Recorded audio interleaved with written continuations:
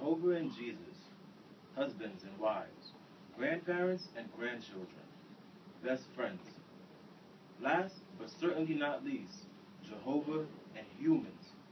All are relationships that take time to grow and become love.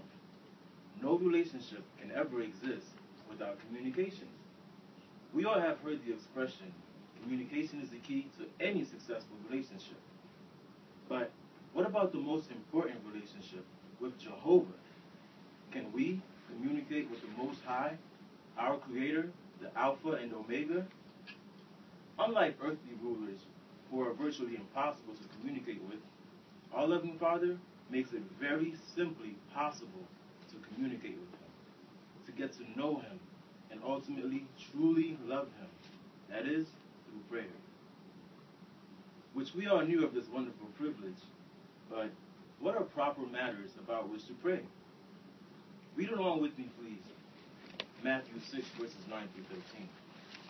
Again, that's Matthew 6, 9 through 13. You must pray them this way. Our Father in heaven, let your name be sanctified. Let your kingdom come. Let your will take place, as in heaven, also upon earth. Friends, this is our role model, King Jesus, instructing us on how to pray. Notice the first 2 points. Pray for Jehovah's name to be sanctified. We know in this world today, everything can be used and is used as a joke, a disrespectful joke. Even Jehovah's great and holy name.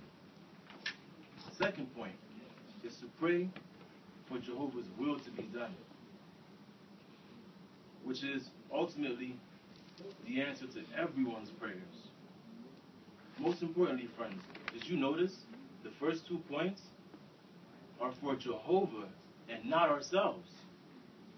Which makes perfect sense because Satan challenged Jehovah, saying that humans are all selfish and that we only serve him for the things that he gives us.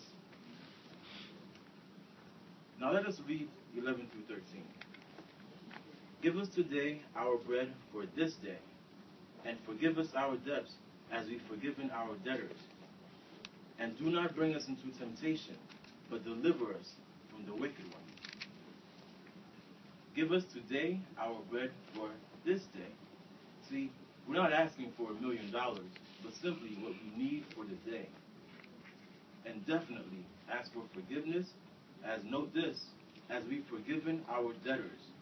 Pray for our enemies and loved ones, as stated in Matthew 5, verse 44, and James 5:16. We also pray not to fall into temptation, but deliverance from the wicked one. Last, but certainly not least, we pray for Jehovah to help us understand him, help us walk in truth, which is found in this last scripture. Friends, please read along Psalms 25, verse 4 and 5.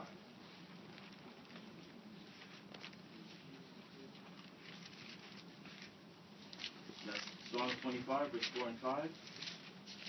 Make me know your own ways, O Jehovah. Teach me your own paths.